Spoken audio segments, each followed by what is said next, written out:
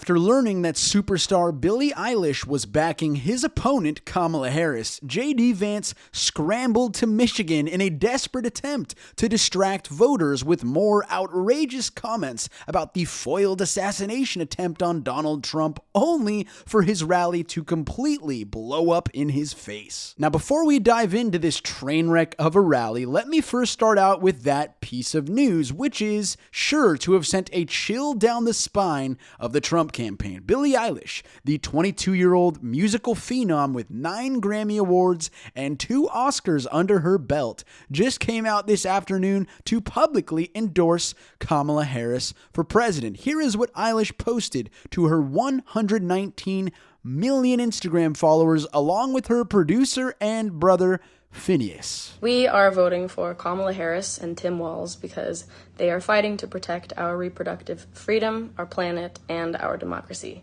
We can't let extremists control our lives, our freedoms, and our future. The only way to stop them and the dangerous Project 2025 agenda is to vote and elect Kamala Harris. Vote like your life depends on it, because it does. Not only did they sound the alarm about reproductive rights, climate change, and Project 2025, but they also provided a link to register all 119 million of her fans to vote. Now you can see why all the focus from Trump and Vance's campaign has shifted to the quote-unquote assassination attempt. It is because it is literally the only card they have left to portray themselves as victims and political martyrs, because their policies, their platform, and their personalities are repulsing voters like Billie Eilish, Taylor Swift, and the lion's share of women and young voters in this country. Which is why they sent Vance to keep this distracting narrative going in Sparta, Michigan. And just to provide you guys with a little context before this rally, here was JD in last night's press conference claiming that Trump being labeled a fascist is what led to the latest incident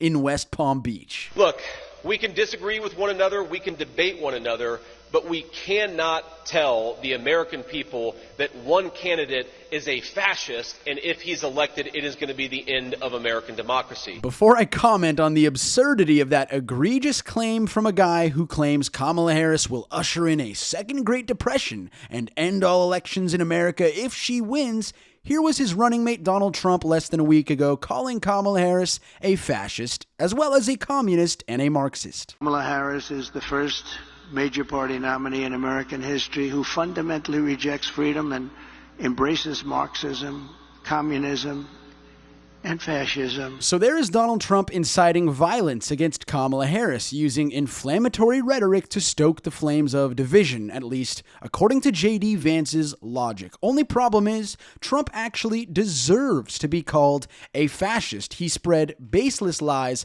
about the 2020 election being stolen. He said the voting machines were rigged when they weren't. He declared himself the winner before the votes were tallied, then declared himself the winner after he was electorally declared the loser, then incited a deadly insurrection against his own government to reinsert himself back into power over the will of the people, and now promises to be a dictator on day one of his second term and terminate the Constitution. Sorry, but that sounds pretty fascist to me, yet J.D. Vance didn't bring any of that up during today's poorly attended rally in Sparta, Michigan. No. Instead, Vance called on all Democrats to stop being so mean to Donald Trump in a whiny and gaslighty rant. And I think that it's time to say to the Democrats, to the media, to everybody that has been attacking this man and trying to censor this man for going on 10 years, cut it out or you're going to get somebody killed. First of all, the so-called assassin who never fired any shots at Trump and did not have a line of sight to Trump, as was confirmed by the FBI,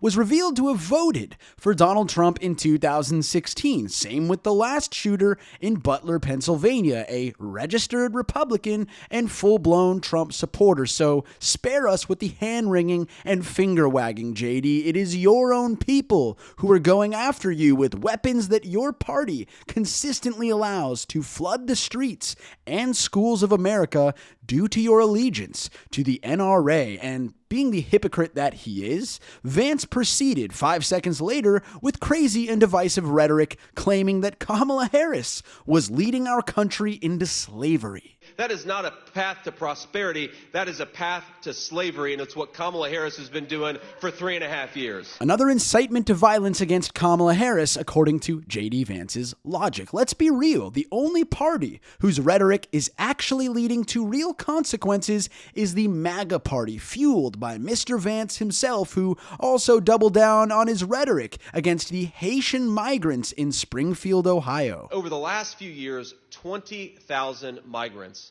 primarily from Haiti, have been dropped into Springfield, Ohio. The same migrants who are increasing the prosperity of Springfield, Ohio, and who are building the economy stronger, according to Ohio's governor, Mike DeWine. So not only did J.D. Vance launch more attacks against Kamala Harris and the Haitian migrants of Ohio, his own state, but he also revealed that he is drinking buddies with one of the contributors to Project 2025 in a moment that I believe is worth highlighting. I do want to recognize the great Pete Hoekstra, the chairman of the GOP here in Michigan. Pete, thank you for everything, man.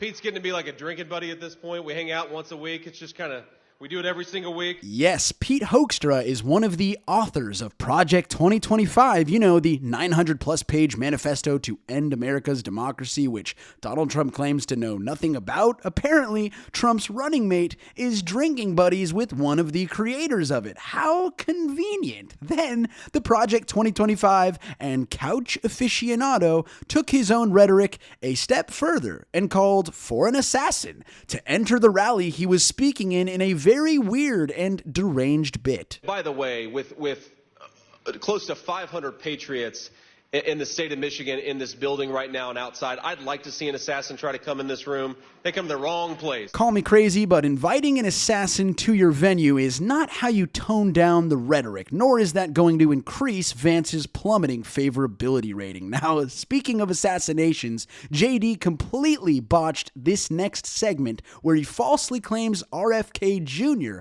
was assassinated. But I think in many ways, this country never healed from the assassination of Robert F. Kennedy Jr. Yeah, that's the wrong Kennedy, JD. RFK Jr. is still around, spreading vaccine and 9/11 conspiracies. So, as you could see, Vance really butchered this rally, which he tends to do everywhere he goes, but not Kamala Harris, who brilliantly used the assassination narrative just now at the National Association of Black Journalists conference to flip the script on Trump and Vance. You have full confidence in the Secret Service to protect all of you? I do. You feel safe for you and your family? I do. But, I mean, you can go back to Ohio. Not everybody has Secret Service. And there are far too many people in our country right now who are not feeling safe. Excellent move, using a pointless question to remind the audience that the people of Ohio are the ones who have been placed in actual danger in the form of bomb threats due to Trump and Vance's rhetoric. Another formidable display of Harris's savviness as a politician and her uncanny ability to control the narrative. Because remember, this whole West Palm Beach incident happened after Harris destroyed Trump at the debate in front of 60 million plus viewers, and after Vance revealed he created the migrants eating pets conspiracy during last Sunday's interview on CNN with Dana Bash. This is all just one big fancy distraction from Trump's downward spiral and floundering campaign, and in 49 days, we'll be bringing that floundering campaign to a screeching halt at the ballot box, not with our rhetoric, but with our votes. Thank you guys for listening to today's episode of the Gen Z Perspective. If you enjoyed it, please subscribe to the show and give us a 5-star review on Apple, because as you can see, the MAGA lunatics have bombarded the podcast with 0-star reviews. I think we're worth a little more than that, but I also think it shows you how terrified they are of our generation. Thanks again for tuning in, and I'll catch you guys next time on the Gen Z Perspective. The Gen Z Perspectives theme song was created and produced by Pokari.